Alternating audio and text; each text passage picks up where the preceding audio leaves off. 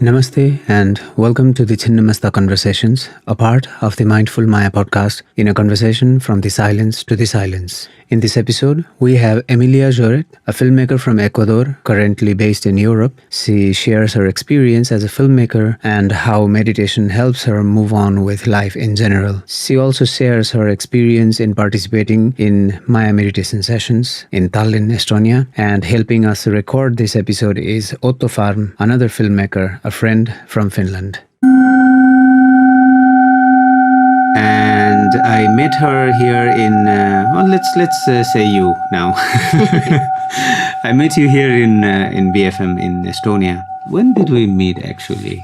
Good question. 2021, because that's when I arrived, and maybe the end of 2021 or something. Probably. I don't remember the exact moment, but it had to be around that time. Share with us, how does it feel to be working with this form of storytelling with cameras and lights? How does it work when there are other means and methods of storytelling as well? And even if there is no particular ideas like cinema or radio or anything, people still share their stories in one way or another. How do you feel this? How does it help you, I think? So I started with photography, and I think the beauty of it is that it's so universal because you don't need to speak a certain language to see an image. So for me, it was always kind of like a passport to get into things that I was interested in, or for example, things that I wanted to explore. It was the best excuse to go there and be like, oh, I'm a photographer, can I stay here 2 months and, just hang around? And it's kind of I would say it's a tool that helps you to open these places and open doors that you wouldn't have an excuse to be there normally. And then it evolved to cinematography, and which is kind of similar but very different at the same time, I think. But how did you end up in Estonia? I mean, not end up, let's say, how did you happen to? Because I was doing photography for many years, for like 10 years, and I was doing a lot of documentary photography. And I wanted to start doing more moving image because I realized that photography was a bit limiting. So I wanted to add sound and movement to my stories. So I started to find ways to study filmmaking because I never studied it before. And then I applied to Viewfinder, and I don't know why they accepted me because I had no experience in filmmaking, just in photography. So that's why I went to these masters. And one of the cities was Estonia. So I didn't know anything about Estonia before. And you just decided to stay here. Yeah, I really liked it. Since I arrived, I really connected with the place, how calm it is. And I don't know how to describe it, but it kind of trapped me. No, this is the same that happened to me. After my second semester was in Estonia with Kinoais Erasmus. I came here and then I saw it's more calm, and I like the weather, having come from almost equatorial region. And it's kind of too hot sometimes too hot, really? For me at least. It in Kathmandu it gets around 30, 32, something like that. That's too hot for me. And here it was kind of okay. And I just thought it's a nice place overall. What else did you like about Estonia? Especially BFM. I had never heard sound in that way. Like I was able to hear different frequencies of sound before inaccessible to me because of the equipment maybe, or because of the proper studio facility maybe. So this is also one of the reasons that I stayed here, to be able to understand these different frequencies of sound effortlessly. And to do that, I'd have to be here and learn more of these different sounds. And also because I'm using sound for meditation sessions and also to practice meditation myself. So it has opened up this new dimension, I'd say, of seeing the reality with sounds. So that kept me here until now, and I'm still here. And with that knowledge, do you think you could apply it in other places, or do you need like a specific kind of technical equipment to achieve that? Yeah, it depends actually. I mean, technical equipments are necessary to understand or actually feel this sound, like hearing a music, hearing this and feeling this sound. For that, technical equipments are definitely needed.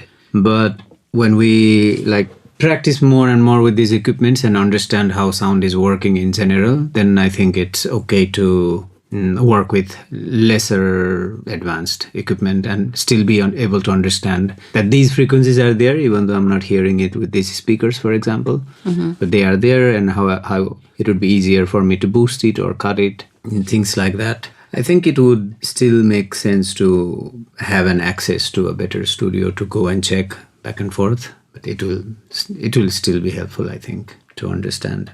And what else have you feel that you have learned here in your time in Estonia?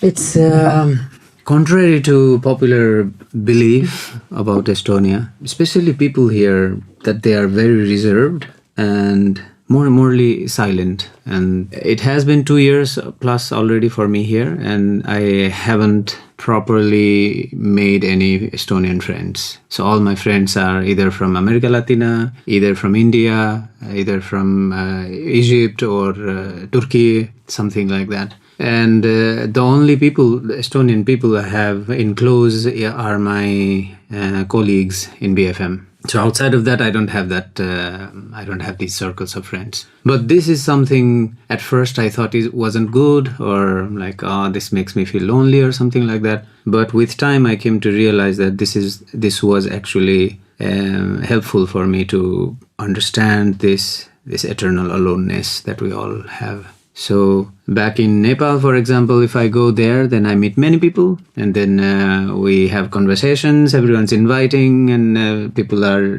dancing, there's some fiestas, parties going, rituals, festivals. So many things are happening, right? And here it's another level.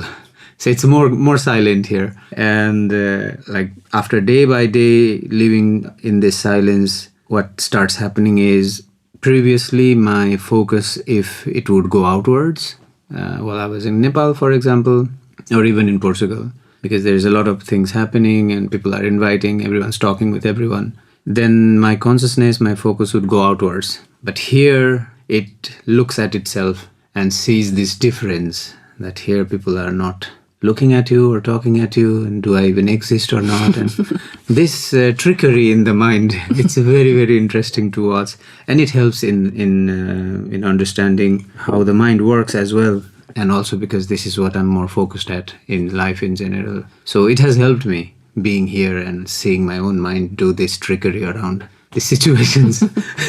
But I don't know about other people, how they feel about this state, how the country is, how the people are here. But for me, it is more calm, and it allows me to watch more. Yeah, I kind of feel the same, because coming from Latin America, you know how it is there. So much people all the time, and noise, and everyone talking. Yeah. And here I do feel that it kind of forces you to go inside yourself. And I really like that. And I think subconsciously that's another reason why I was so attached to Estonia, because it gives you this chance of having even physical space for yourself. And, in other places you have to, have roommates, or, it's physically not possible to have so much nature around you and so much silence. Yeah. And I believe we need silence in our life. Like, there are stories of all these different masters, like Jesus or Muhammad or Buddha or whoever we look at. They used to live in societies and communities for a while, and then they would go out and live somewhere where nobody can find them, in solace and aloneness, and then again they come back. So I think this is what is happening here. Like, the last time I went back to Nepal, I was like surrounded by people, and then we would go to concerts or go to festivals, cultural festivals and jatras, and see like thousands of people going around a temple, making like circles. It's like a pilgrimage or something. And then I come back here, and then again find this balance of differences. And so what happened is, quite interestingly, after living here for about 2.5 years, I went back to Nepal for a vacation. Then I saw the temples, the monasteries or stupas in a different way that I never saw before. Although I was born there and I was part of these day-to-day rituals that happens there all the time. And this time I think the eyes changed, and I was seeing it knowingly that it has something within me as well, because I was born there and I was being a part of that previously. But now it gave me this vantage point of appreciating what people have created around this and how the energy system is working in a way, not only this one small community, but there are many communities with their own practices, and they all are holding and keeping alive these different traditions. And it was very magical to witness that these small communities around are the energies that are keeping this whole thing alive. Like a whole cultural thing alive. It's not only just in Nepal, for example. Then I was starting to think it's happening actually everywhere, that people are actively participating. And there's certain force behind that. That's, I think, is the collective conscious that is giving this energy to keep these things alive. And this was such a witness for me to watch that. So like I said, if I had never left the country, it wouldn't happen. You would take it for granted, probably. Yeah. And now it's because of this distance, it's more visible. The phenomenon is visible. Yeah, I think in that way we are lucky to be away from our place and then go back and see and understand even more of that place, and also understand of ourselves, like what it does to be traveling, to be seeing, to be moving so much. But it's interesting because I feel like from an outsider perspective, you will think that Nepal is much more spiritual than Estonia. But it's funny that you had this opportunity in Estonia to become more, to work more on yourself, No, especially because Estonia is like the country where they don't believe in God the most in the world. And I find it paradoxical that you kind of found this spirituality here instead of, because the Western perspective is always like, oh, Nepal is so spiritual. And No, I've been told that before, that, you came from Nepal, you must, maybe this meditation and everything is culturally part of you, and you do this practice all the time. And I said, no.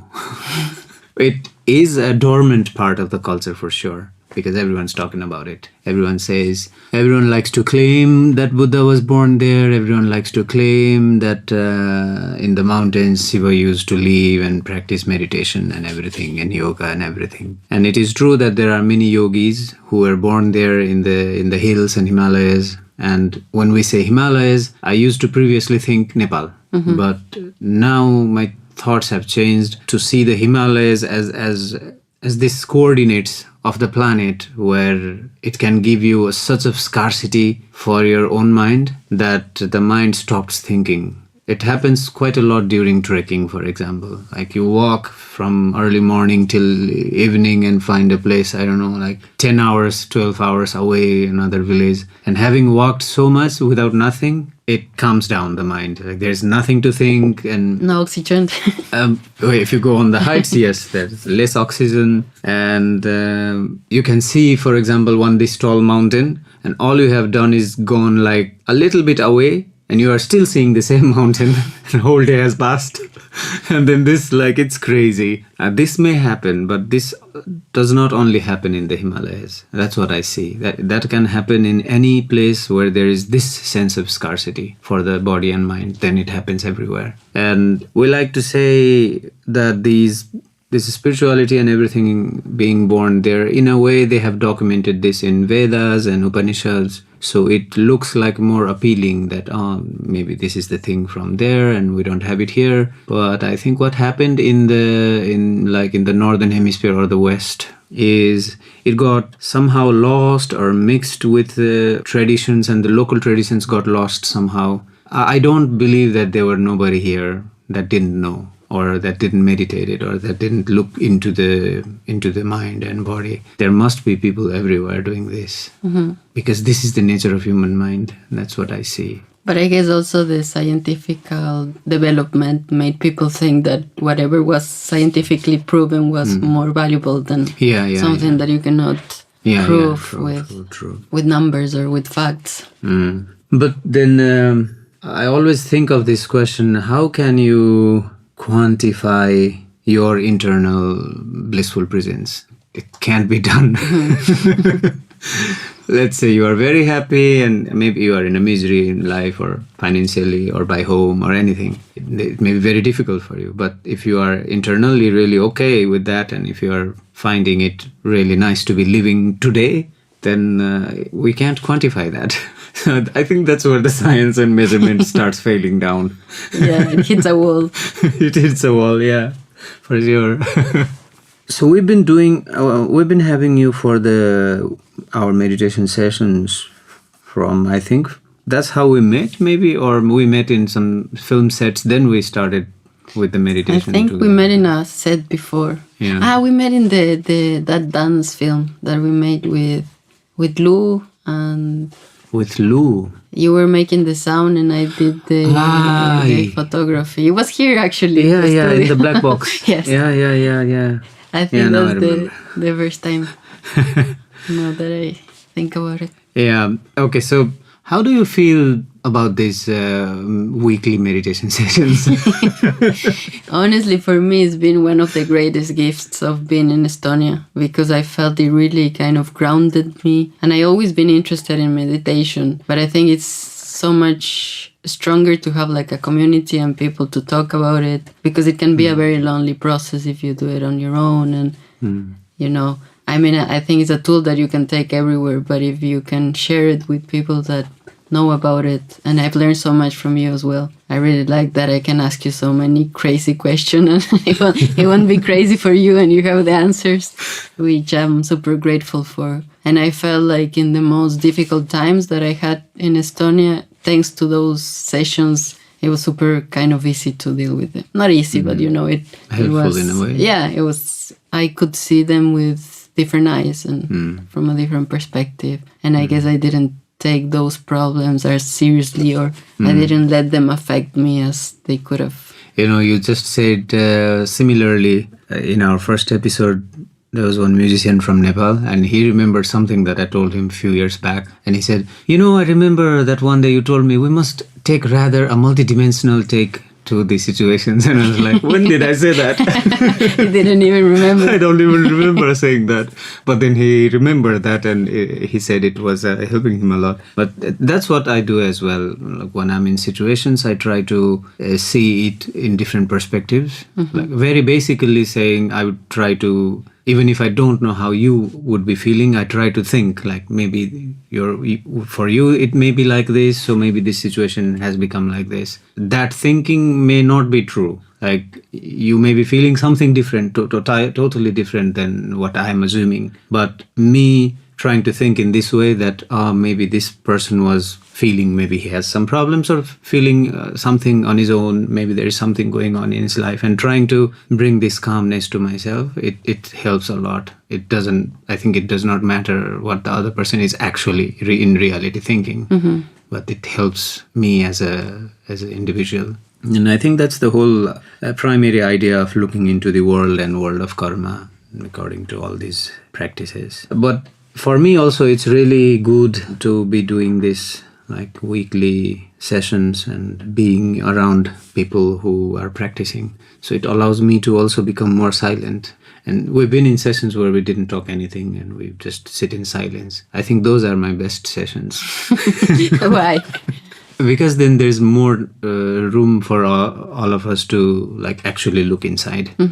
Because if I'm guiding the session, for example, what happens is words are being spoken and each word has a different experience for you, different meaning for you.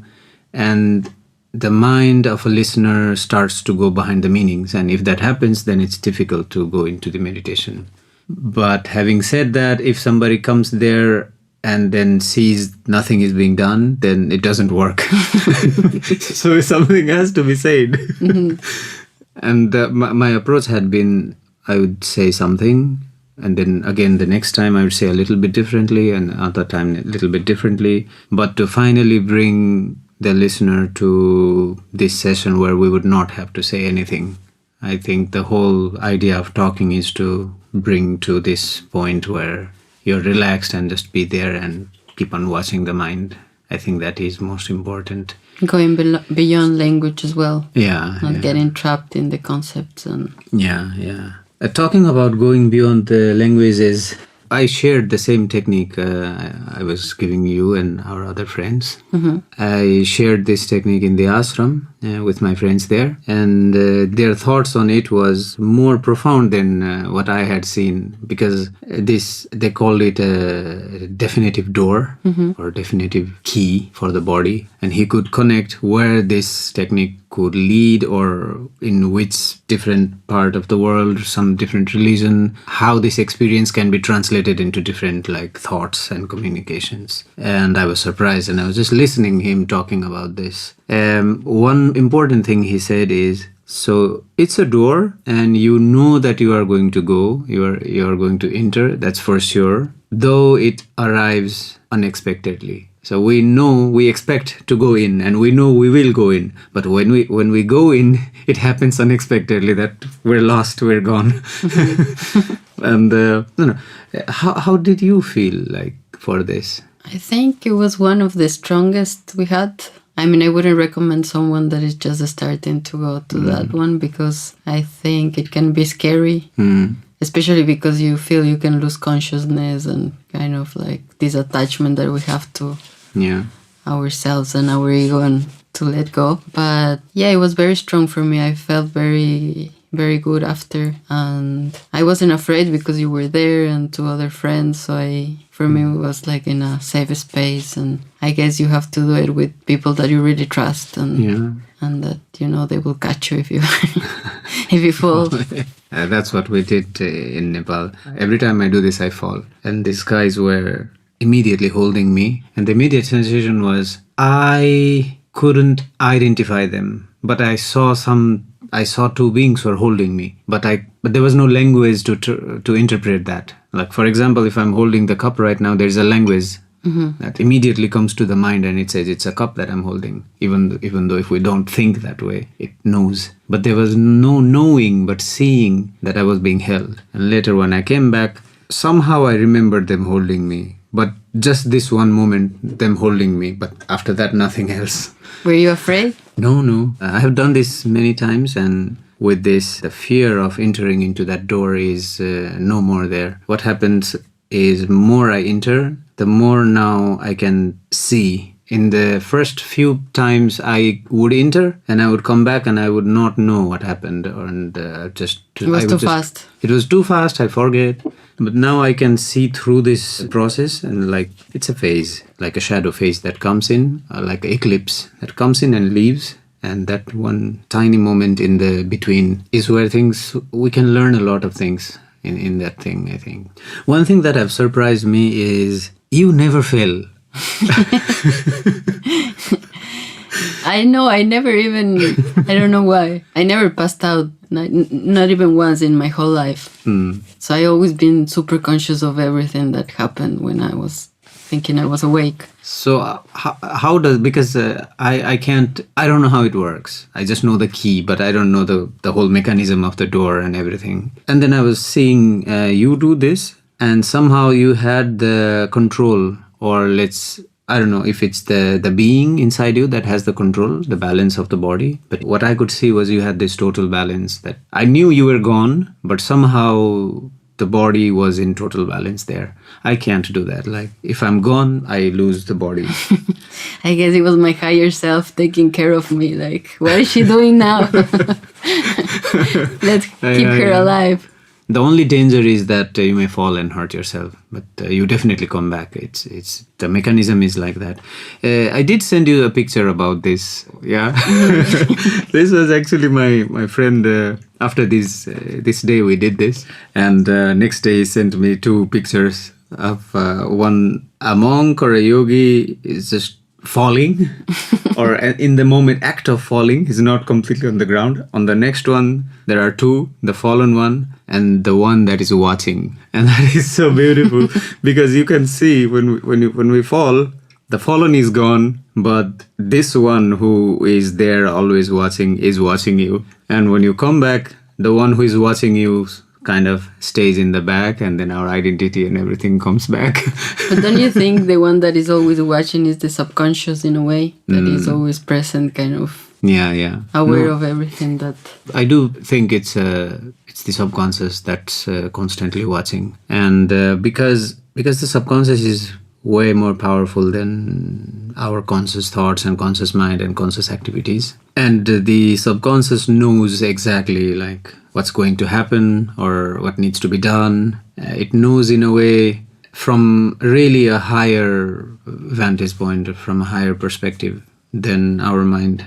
My subconscious knows more than that. It has an access to beyond time, beyond the perception of time. So it knows past, present, future, and it knows, it can see and it can connect all of these different meetings, all of these different crazy experiments we're doing, and it knows. And I think the possibilities that could happen. No, it definitely knows. Otherwise, it wouldn't bring these people together who will collectively do this. So it's taking care of everything and allowing us to explore and learn by ourselves at the same time. So in a way, my subconscious and your subconscious and Otto's subconscious, for example, is not different. They know they can communicate with each other. And there's this thing that keeps on shifting between the subconscious and the conscious. And when we come to the conscious, then we start having stories. And that is what defines us. Our language, our way of acting, perceiving, understanding. I think everything is a story, that's why. Somehow I think even subconscious is a story. Maybe it's a grand story, a bigger story than we can ever imagine. But I think that's a story as well. Who's the story? I'm not sure. That's mysticism. Mysticism 101. I really don't know who's the story. But as far as there is knowing, somehow I have this thought in the back, I have this hintergedanke in my head that says, subconscious is also a story. So there should be something. But if it's a story, it should be a story from someone or something else, no? It should come because it is a collective story, though. Like the way subconscious functions, the way mind is working, it's a very delicate thing, and the mechanism of the mind, like we discuss in the sessions, is the same, right? It works the same way for you, for me, for him, for everybody. And on the top of that, stories are changing. So stories affect us. Some stories affect positively. Maybe the same story affects someone else negatively, but the act of affecting is the same. So if some story affects me negatively, and that feeling of being affected negatively is the same. Maybe various degree of feeling misery, maybe a little misery, or even like more misery, or a grave danger misery, but the mechanism is same with everything. And what I think is this being same of the mechanism of everything is still a story. Mm-hmm. That's how I feel. Like a common... Yeah, it's a common story, but it still somehow is a story. Actually, my whole journey started with this question, who is in control? Like I could say, obviously the governments are not in control. It's like what do you call this word? What is this word? What theory they call it? Oof. For what? It's like weird theories, unproven things, and weird facts. Conspiracy theories. Conspiracy theories, yes. Yeah, I mean, my question was first, who am I? And I couldn't find the answer to that. In my home, if I go now also, there is these 3 small sticky papers, and one of them is like, Mo ko hu, who am I? And another one is ko hu, who am? And the third is who, just am. And so put there, and now I understand it was the subconscious trying to show you the patterns of how this can be decoded. And then I don't know. After that, I don't know. After all this time. After all this time. But I feel this constant seeing that is there. And that is where I have kind of concluded, maybe I'm wrong, or maybe somebody someday will know more and then add up to this or like destroy this idea. But this constant knower is now, I think, is present in everyone. And still this I can't be known, but the presence of the knower can be known. And I think that's where the question itself is no more relevant. However, it was very relevant to start with, but then it doesn't become relevant anymore. And this has showed that the mind actually is working in the same way for everybody. I don't know, sometimes I think it really doesn't matter as well. Why? Because we can see people who are seekers or who are looking for meanings and broader meanings or deeper meanings to life. And there are people who are not looking anything at all. And they're okay. They live their life normally, quite all right. And there are people who are looking into this mystical stuff. And that's also quite all right. And then I see that in a way that the universe is quite all right with everything. Like, okay, you want to do this? Go do this. You want to look into the mysteries of the universe? Okay. Let's go do this. You want to know the unconscious? Here you go, the key. That's why it's good. It has been really blissful for me as well to find this group here. And even though we are doing this in a small circles, it's quite all right and it's nicer. And at first I used to think like, the world should meditate or everyone should meditate. It's such a good thing. And then my master said to me, it's just beginning. And at some point you will stop thinking about the world should meditate and you will just do it alone. And it will become more easy and much more fun when you do it alone. And then when I was coming here, it was fresh. I had freshly learned all these techniques and I was the first time in Europe and I was like, I need to share this thing. And nobody was listening. And nobody was coming. No one cares. Nobody cared, exactly. Yeah, but with time, I also meditated myself with these sessions. And with time, now what I feel is when there are less people, I find it more easier and then to share this to everyone like in a big group. If there is a small group, then there's more chance that we can all be silent more and see more about ourselves. And why do you think there's this lack of curiosity? Because for me it's always been there, so I don't understand how someone cannot be curious about something that for me is so fundamental. I don't know either. I think it's another Mysticism 101 thing. Yeah, some people are curious about life and these things, and for some it doesn't ring any bell for them. Even if they hear it, it doesn't make any sense, or there's no curiosity about it. And again, it's not a negative thing, or it's not saying, like we're the ones practicing and we're good and they're bad. Yeah, it's not no, like that. Not. I guess it's just like any other thing that you're interested in. Yeah. Or not. Like, yeah. I don't know, we like filmmaking. Some other people don't find it interesting at all. Yeah. But what I've come in terms with myself and to understand is that actually that also is part of what's happening at the moment. It does not mean that everybody should hard-headedly focus and start meditating. It doesn't need to be like that. But don't you think it would solve a lot of problems? Like, I don't know, if you look at the world, there's so much aggression and so much self-hatred and all of these things, I think. Even wars, I think they come from a deeper place of violence. Yeah. That is maybe because it's not addressed and we're always looking outside and, always finding enemies or, creating borders or instead of... No, this is difficult because there are two ways of seeing.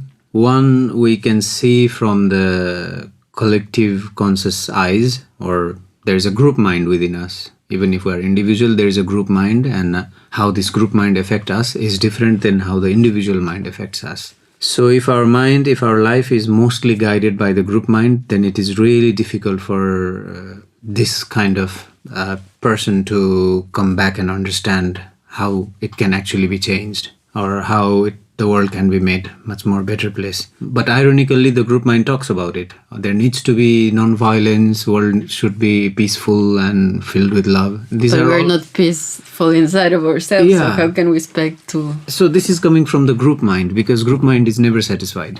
at all. It can never be satisfied. It always needs something. It needs what we call masala. It needs some masala in life. So it's looking for that everywhere. That's how the group mind is working. And also because it is a group, and more than one person is already a group. And then I would have an idea of certain something, and you would have a little bit slightly different idea of the same thing, and we would already start clashing here.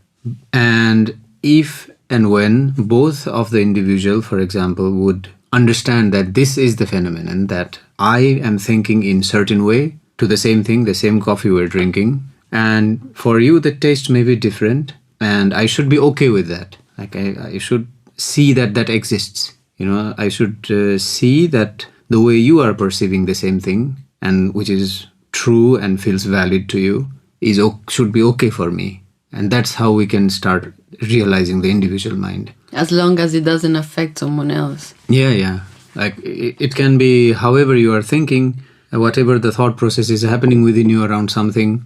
If that would be like shouldn't exist in the world, or that is a false thing that shouldn't exist everywhere. And if it didn't exist, then we would not know about it. We would never know about it. It wouldn't affect us at all.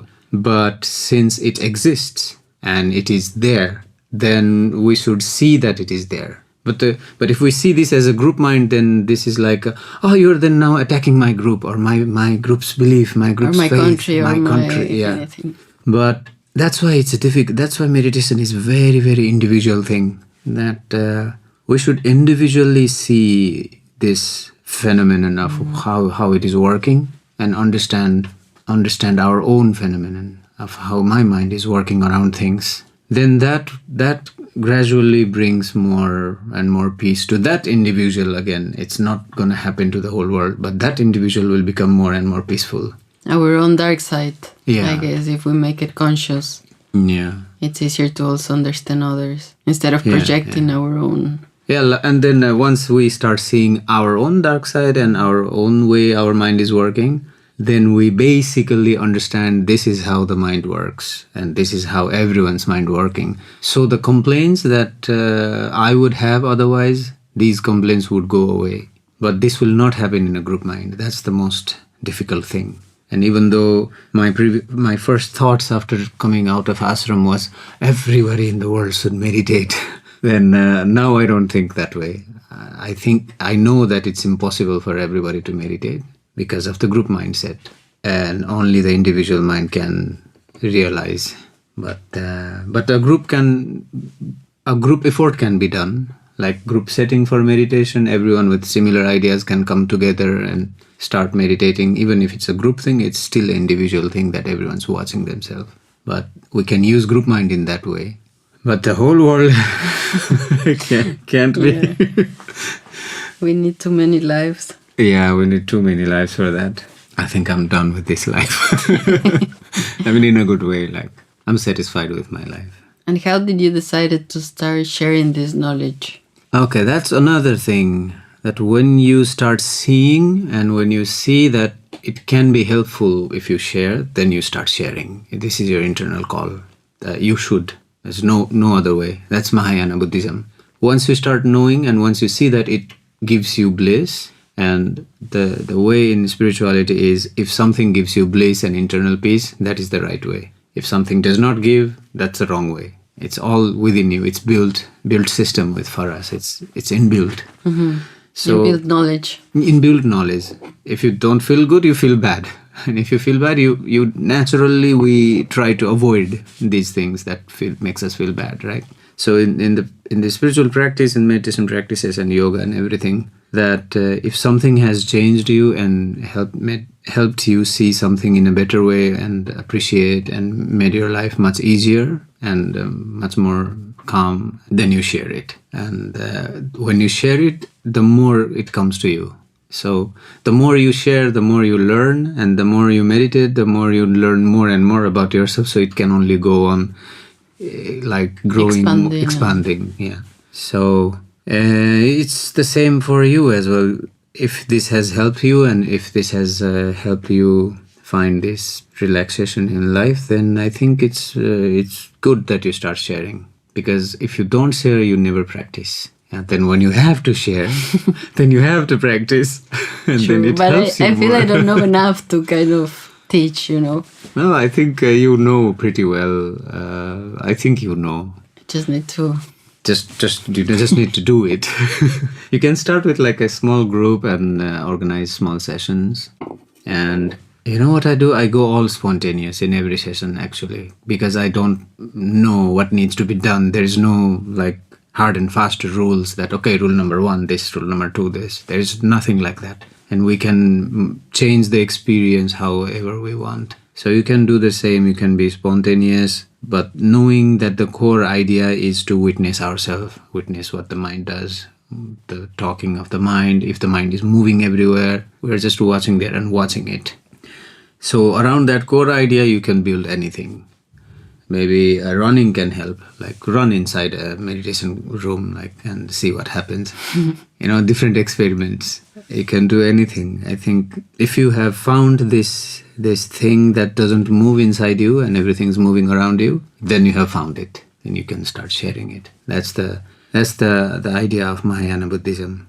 There's a beautiful story that says that when Buddha became Buddha, then he was basically he got liberated from birth and life cycle, and then there were deities and gods from heavens and giving like flower rain on him. Then they would ask him to, now you have found it, you have known, you have been liberated, and we would like you to surpass even like beyond heaven and everything. So you are free to go. So they opened the doors and everything for him. And then he said, no, until the last person of the planet.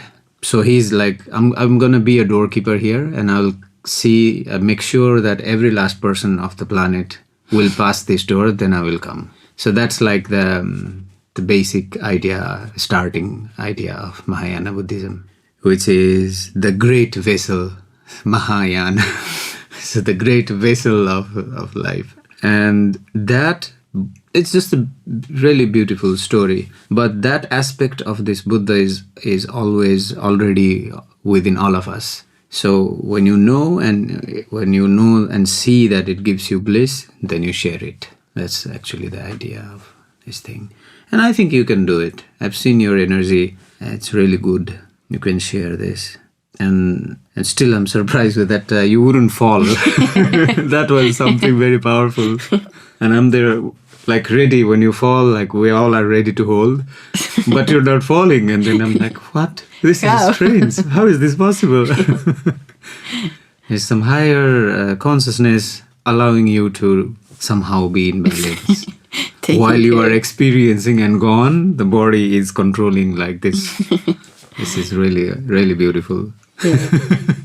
Also, something that I enjoyed a lot was the past life regression. Until now, I feel it's really helping me to see everything in such a different light, like even my relationships with other people and this thing that we were talking about, display that we're always like kind of acting in a way, like, and all these masks that we have for each person. Yeah. After the session, it became so clear, like in a beautiful way. Like I feel it really kind of gave me a different perspective of. No, this when this thing came to my life, I was shocked and surprised that how powerful it can be. And I wanted to learn all the time, like, oh, I need to learn this thing. This thing's very powerful. And then I learned.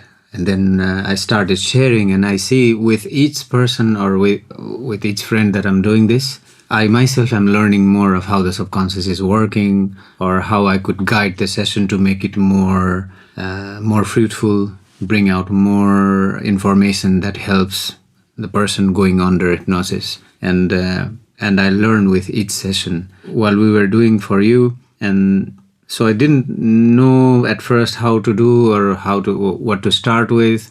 Then usually the cloud method works. Mm-hmm. And it didn't work for you. I was like, what? What do I do now? What's happening? We're already on the induction and you don't see any clouds. Then I found a way. It worked. So we went with that way, and then it was like you went in there. I could see you went in. So like, okay, thank God it worked. Then I later realized a lot about why people are how they are at this point in time. And we could also see, and again, it's a symbolic thing, like, right? Like, it's not like that is exactly what happened. It's very symbolic because subconscious does, it never shows us exactly what happened, because exactly what happened is an illusion. Anyway, so it's a pattern of it's a pattern. It's a long, lengthy pattern. Anything can happen in that pattern, right? So, but the symbols, what happened, what we saw, and how it affects our life today, that is important there. Because even if it didn't happen, even if we didn't go to past life, what the mind is showing you is important. And that is what we are continuously watching. Maybe it was the past life, we don't know. Maybe it's a future, we don't know that either. But what it is showing, and if it's helping you, and if we can find a way to know and understand what was being shown and how it is affecting my current situation in life, then that is the most beautiful thing. And I think it happened. Yeah. Yeah, and it was so powerful to me because I've tried many different type of therapies before, and I never was happy with them. I always felt that I ended up giving therapy to the therapist, or I never felt like good after the sessions.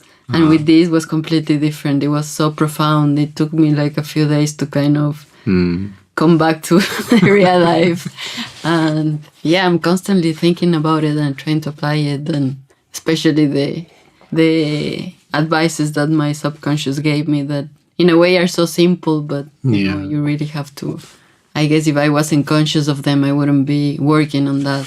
So that was amazing. I'm so grateful for that. Yeah, no, I'm also very grateful. And I can't believe it was like 5 hours. I felt like it was like half an hour or something. It's a normal, so normal that when I ask after the session, there's like maybe 15 minutes. Oh, you're gone for 2 hours. Yeah, honestly, it felt like so fast. Yeah. The thing with the subconscious is, and you were conscious all the time seeing this, right? So with the subconscious, what's happening is it gives the conscious part of the mind, and then the conscious part of the mind starts analyzing. So the first criteria was don't analyze. As much as possible, the first thing you see, you share, you talk about it. Then that the whole thing is practice for the mind. The first part is just practicing for the mind to speak the first thing we see, so that the conscious mind finds relaxed, and then it says, okay, I will be a little silent about it.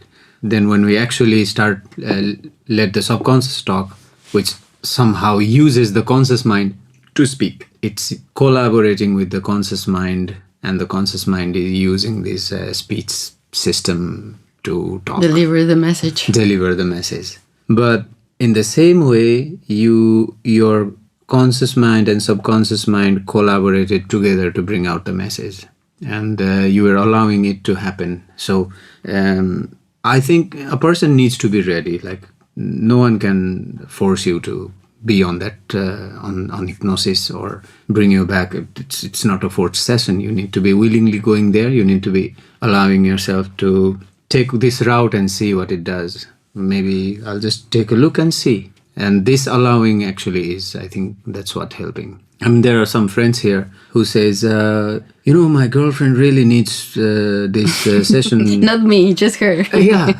And then it's like, okay, but it doesn't work like that. Yeah. She needs to want it. She needs to have, the call needs to be for her.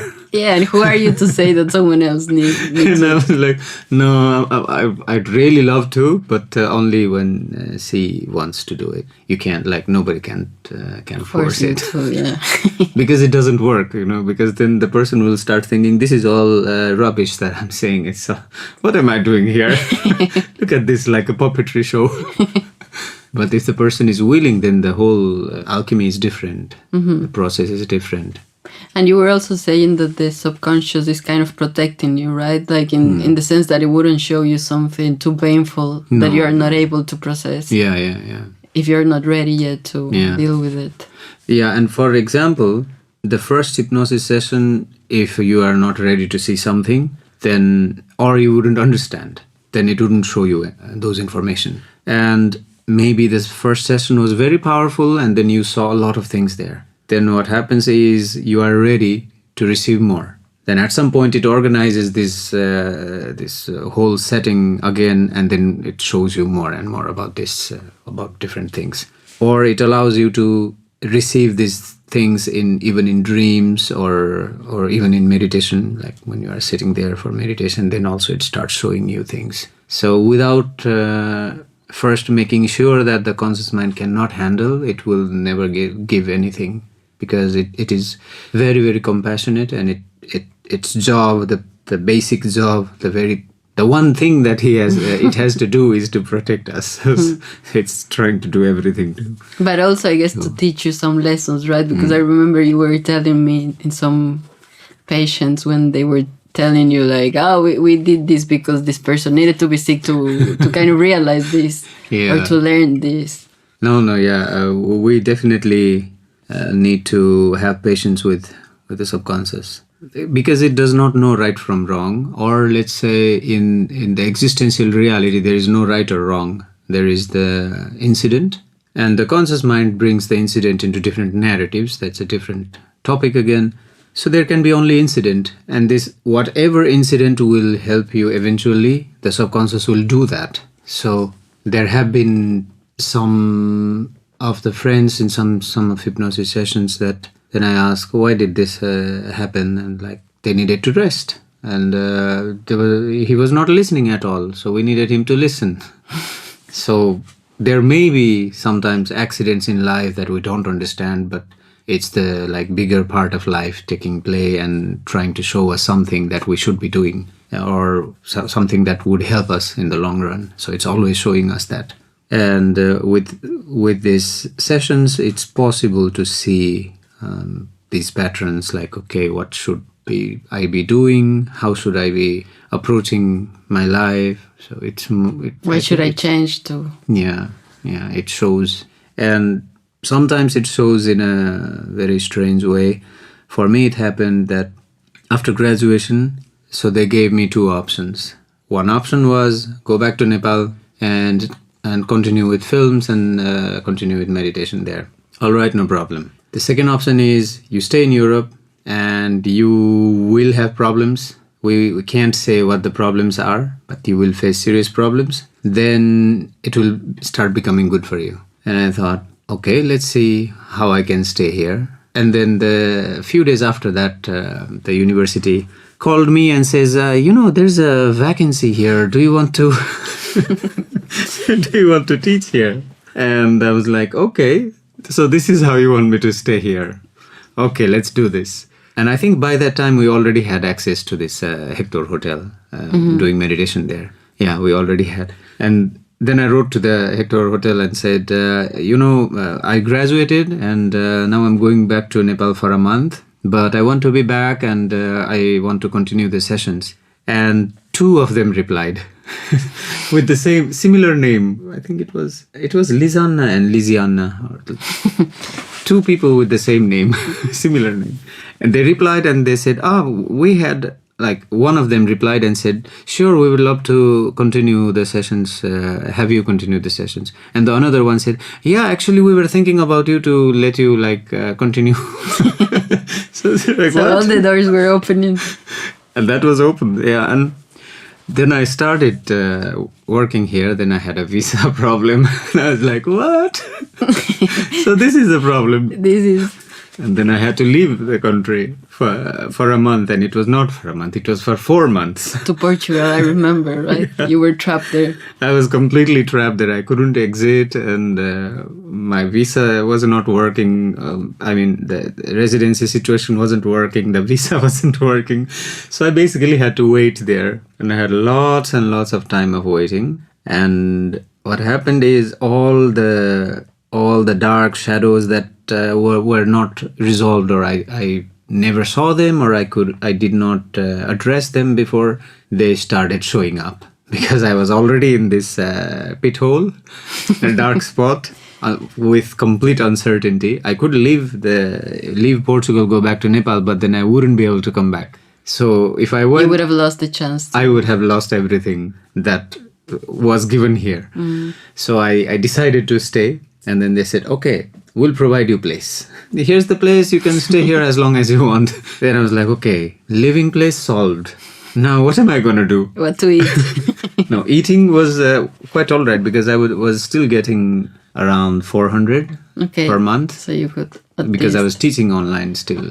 And that was like, for food it was okay. I didn't have to pay for accommodation, but for food, yes, we were paying. That was done. But every day I was thinking more and more, like waiting for the documents and what am I doing here? It's like, I don't want to be here. I have to go back there. I have obligations in the university to teach. And all of these started bringing out really dark memories and dark thoughts. I was surprised, and I thought I was a practitioner of meditation. How did this happen? Where was all of this? Suddenly, what's happening to my life?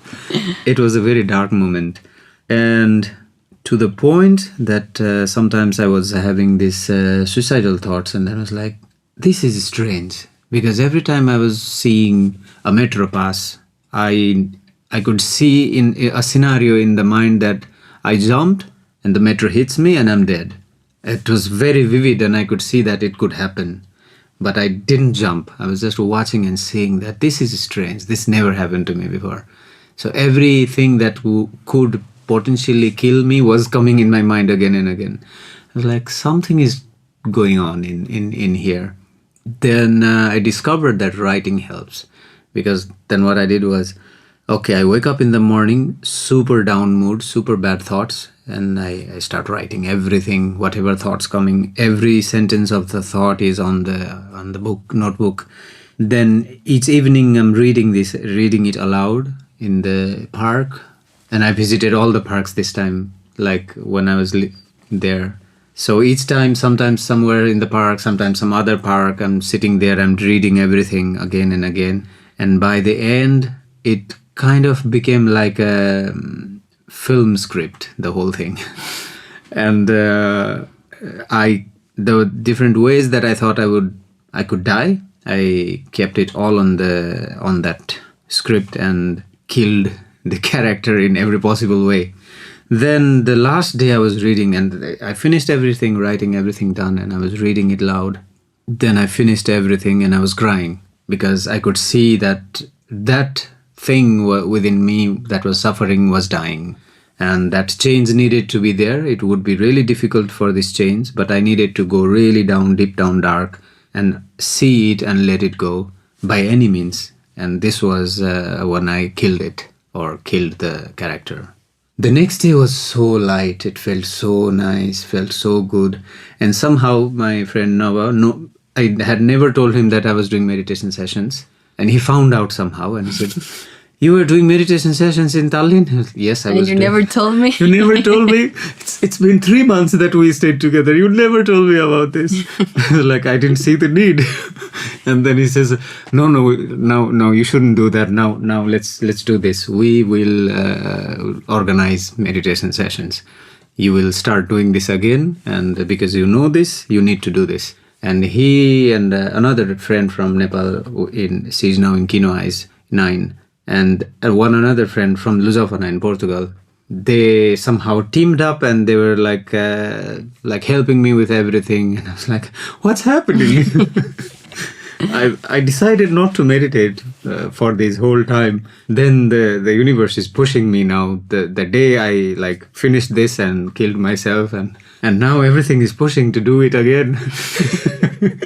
It was really funny. But why did you decide to stop? Don't you think when you're having such a hard time, should be the opposite, where when you start to meditate more? No, for me, before, the idea of meditation was sit there and close your eyes and watch your breath, for example. And after this situation, I realized meditation can be more than just sitting and closing eyes. And even though if I was talking about it previously, I had this experience that whenever I was writing down my thoughts, that was also going on, like a mantra was going on constantly. It was being written and I was reading it aloud again and again and again. So it was like a ritual for me. And this ritual and the sacrifice, because I killed myself in the story. And this was not just metaphorically on the story. Something was dying inside me. That's why I was suffering a lot. So this was happening. Then when everything it was cleared and I closed the story and I cried a lot and then closed down everything, and the next day I felt better. Then I started noticing that actually the whole thing was like a big meditation test that happened, and somehow I was able to go through this and not get caught by what they call Mara in Buddhism. That there will be thoughts and entities that will come and then try to haunt you and try to bring you down, and they will do anything in their power to bring you down. And I was experiencing these archetypal energies that were trying to bring me down. But do you think it was something external or more a part of your own ego that was part of own ego. It's not. It's never external. I mean, external can only be metaphor. Yeah, external can be symbols. But let's say if I have a very negative feeling today, everything around me will turn negative for me, right? So when I'm having all the darkness inside me, everything around me becomes dark. That I knew that, but I was still also being suffering, knowing that these are all like manifestations of my internal thoughts. It was still painful and suffering, but it worked out well. And when it worked out well, I got the residency card finally arrived. Once he didn't care anymore. Yeah, once he was like, yeah, okay, I'm fine. Portugal, fine. Okay, I'll stay here. Then the residence card arrived, and it arrived for 3 more years. And I was like, what? How does this happen? So things started working out. Then I remembered the subconscious did tell me about this, but it didn't tell me how it will happen. Because it told me exactly what would happen, then I wouldn't care much. Then I would say, I'll just go through that. And I wouldn't learn. But it did tell me that something will happen, something bad for you will happen, but it will be okay. Then I forgot that part, that it will be okay. And I was suffering all the time and forgetting that it will be okay. But when it was okay, I thought, damn, you were right. I passed the test. Yeah. And I think everyone needs to go through this deep shadow work in the life. I think it's part of everybody. Yeah. I think I just shared a very weird story. Shadow work story. No, thanks for sharing. I know it's not easy to share these very personal, difficult thoughts. And no, it was really helpful. I discovered a method as well. Like when we really write, it releases a lot of things within us. It really helps us. I'm really grateful for the people I met during this time of really low energy for me in Lisbon. And they helped me, even though I may have been a little bit bad or negative at some point. And sometimes I felt really bad for their actions. But later I realized it was all on purpose. Like it was all manifesting exactly how it should to affect my internal being more and more. What do you mean? In what way you felt bad about their actions? Like you felt bad that you were not the best version of yourself? That also, yeah. Like I would curse myself a lot. Mm-hmm. And I would look around people and then see I'm not the right one. I'm not, I don't fit. And I don't know what to do. People seems like everyone knows what to do, but I really don't know what to do. And I still don't know what to do actually. But that was affecting me. And there were people I met to whom some of them I shared a little bit of my story, and then I thought maybe they will judge me, or maybe I shouldn't have shared this, and then it would bring me down again. So everything I did was like hitting me more and more and more and bringing me down more and more. But later I realized meeting them was on purpose. I needed to meet them. I don't know how they look at me at the moment, but right now it doesn't matter at all, because when I needed to meet them, when I needed to experience these conversations and meetings with them, that needed to happen, and it helped me go down this dark path. And later I thought, wow, angels show up in a weird ways. Someday God shows up in a one person and then does something, another person, another doing something, but all of them trying to, maybe it was like a contract of the subconscious that, okay, now this time you go there and meet with this person, and then you share these things, then go there, and then we'll just try to hammer him more and more. Some karmic contracts from before. Some karmic contracts, definitely. Then at the end, everything worked out. It was crazy, and this is what we all have to go through one way or another. Finding this this internal relaxation isn't as easy as we can say it is easy. It can be easy, but there will be this rides, ups and downs of waves, and we tend to forget pretty fast that it's actually just the waves, and it will go up, but that is impermanent and keeps on changing. I heard this in South Park episode. You know South Park episode? Mm-hmm. I think Kyle was the one who says, you know what I learned today? The only thing that doesn't change is the change itself. Wow, this is so profound in South Park. It is a strong statement. Yeah, so how do you feel going for another endeavor in Portugal for your PhD? Again, the same. I feel the fact that I've been able to live in so many countries also made me realize this impermanence, in relationships, in people, in places. It's not easy because you usually get attached to persons or places or things, but I think it's beautiful also to be aware of it and to accept it. And definitely. After having lived here for quite some years, and now it's a new start in a new place. Yeah, now I feel it's like my comfort zone, Estonia. Who would have thought that? I didn't even know where it was a few years ago. Yeah. No, I knew where it was, but I didn't know much about the country. But I feel very grateful to be able to move around, and I think we're very privileged to be able to work in film and go to so many amazing places. And with my travels, something I've noticed is the whole world is actually our ashram. The basic meaning is ashram. It's asraya, where you can take not refuge, but it's similar, but it's not refuge, because refuge is somehow in between positive, negative meanings. But this is to find a place where you can rest. And wherever I've been, I've seen, okay, the whole world is actually this place where we can move around and rest. I remember one Baul mystic singer from Kolkata. She was a very calm woman. She didn't speak much.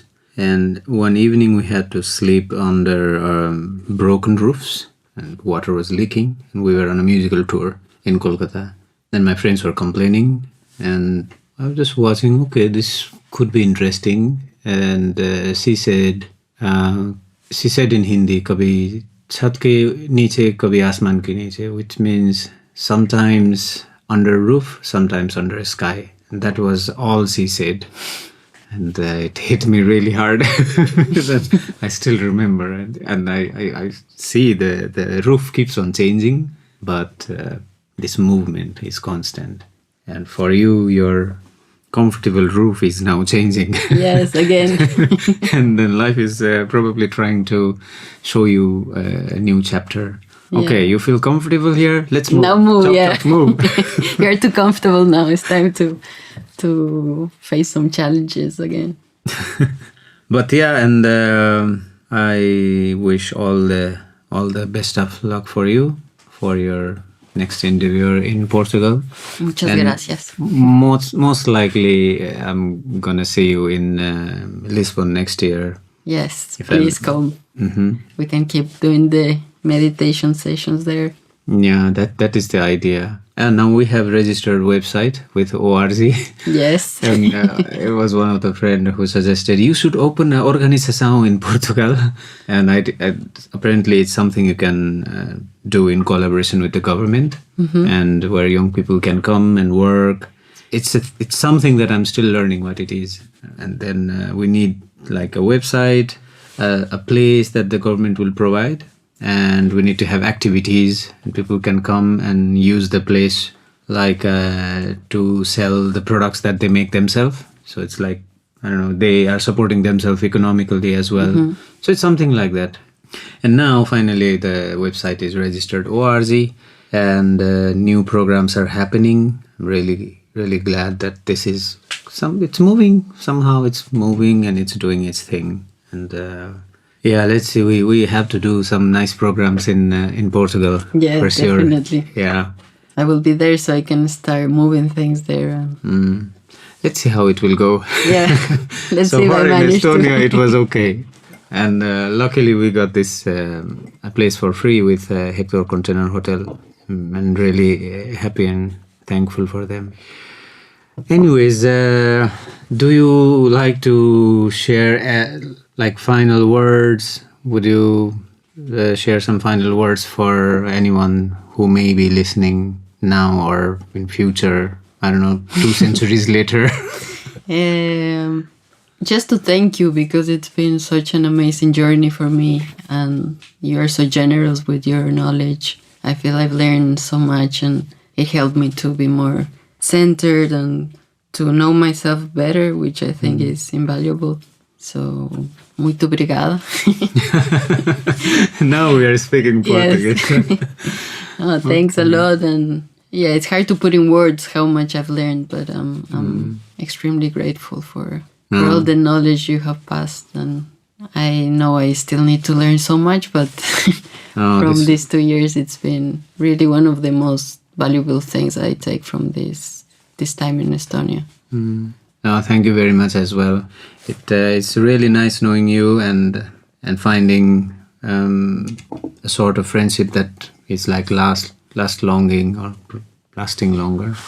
I've definitely learned a lot with your companions, with other friends here, and made me feel more home than otherwise I'd just be with myself all the time. Same. But we learned a lot together in the meditation sessions also. So it's not that I know and I'm sharing. I really don't know. Like, that's the authentic truth, that I don't know. And each time I sit for meditation, something shows up, and then I'm simply spontaneously sharing that. That's the only thing that I do. I think you're very humble, but but I do appreciate a lot, because yeah, I think it's so important to work on our mind. We like clean our apartments, we clean our clothes, but we don't clean our mind as much as we should, especially in the West. I think it's kind of forgotten, or it seems something kind of out there or mystic or something difficult to reach. But I think it's the basis of everything, of how you experience life and how you experience other people and whatever happens to you. So I think it's amazing what you're doing, because you can really change. No, it gives me solace and and peace as well, because I myself can practice meditation like that. But I'm going to take your word for this, and probably I'll repeat it. We clean our clothes, we clean our apartment, and we should also somehow clean our mind. Yeah. It's a nice thing. I will take this. So, muchas gracias, hermanita, para estar conmigo. Gracias a ti. Para este podcast, la última sección, como bye bye, estamos hablando en español. Una mezcla, a mix. Sí. Pero sí, muchas gracias. Gracias. Thank Gracias you. also for inviting me. I feel super honored to be here talking to you. Thank you so much. And we would also like to thank Otto Farm, a very talented filmmaker, and he's the one helping us record this thing. And would you wave your hand for us, even though nobody can see? He's smiling in the control room. Thank you very much. Aitäh sulle. Thank you very much for listening to the Chinnamasta podcast, a section of Mindful Maya podcast. And we will see you soon. And I would like to have you another time in the session someday in the future. Hopefully in Portugal. Hopefully in Portugal. Thank you very much. Thank you for listening to Chinnamasta Conversations, a part of the Mindful Maya podcast where we listen and share your stories. You can find us on social media as Maya Satsang. Please leave us your thoughts on Facebook, Instagram, or YouTube, as it will help us grow and take your stories to where they need to be heard. We appreciate your support and look forward to hearing from you.